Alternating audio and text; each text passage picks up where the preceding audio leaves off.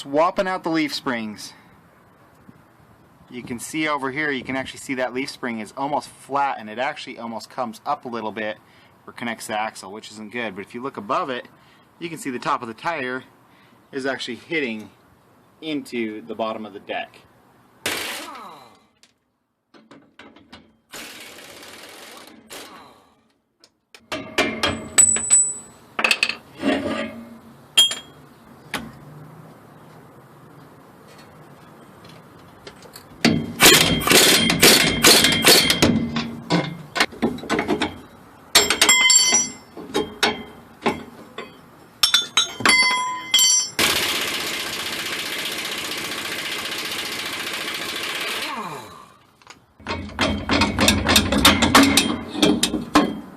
So what the heck is going on? Here's my new leaf spring, here's my old one.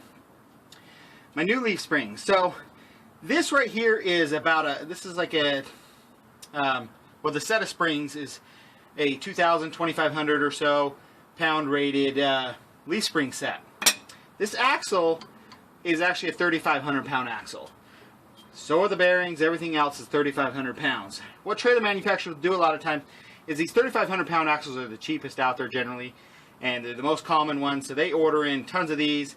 But for different situations on this, like on this deck over trailer, what they've done is just use smaller springs that are actually significantly cheaper. Well, they're a little bit cheaper. So they save money on springs, because your biggest cost is shipping these axles in by freight, but these springs can be shipped other ways. So they save a little bit of money on springs and tires. So they put lower rated tires and lower rated springs, so you can actually haul 3,500 pounds. But if, you know, and that's what I'm going to do, is I'm putting in 3,500 pound springs, and I'm going to upgrade the tires to tires that can handle 3,500 pounds. And normally you couldn't fit, like this is a 13-inch rim, normally you couldn't fit 14 or 15-inch rims, but you can see how much this is going to give me essentially a 2-inch lift, and it's not going to compress nearly as much. So bye-bye old worn-out springs that were underrated to begin with, and hello heavy-duty 3,500 pound springs that are used but really good condition. So in these go, they're the exact same size, exact same dimensions, just heavier duty.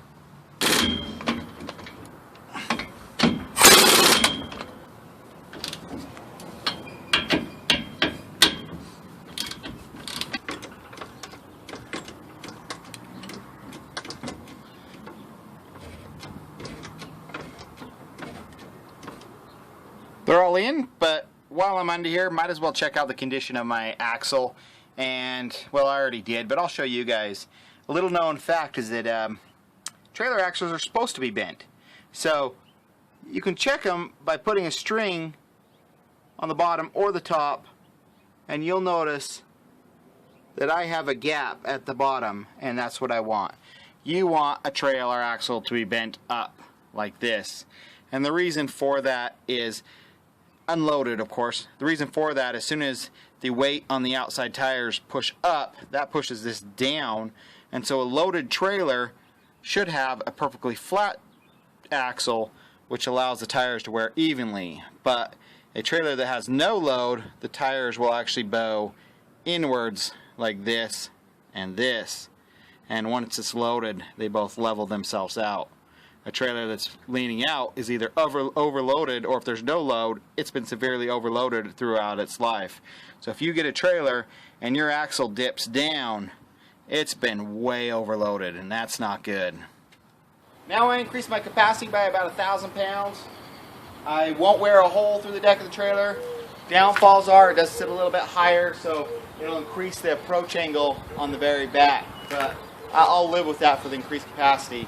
On the trailer axle, I do have a video on how to rebend a trailer axle, kind of a random thing. It's an older video of mine, pretty short, but I use a Jaws of Life Porta-Power thing that I have, and I actually rebend an axle that was overloaded through its whole life. It was a tandem hauling, I think a skid steer for its whole life, but I'll put a link to that video right after this. Go watch that. It's kind of an old fun video to watch.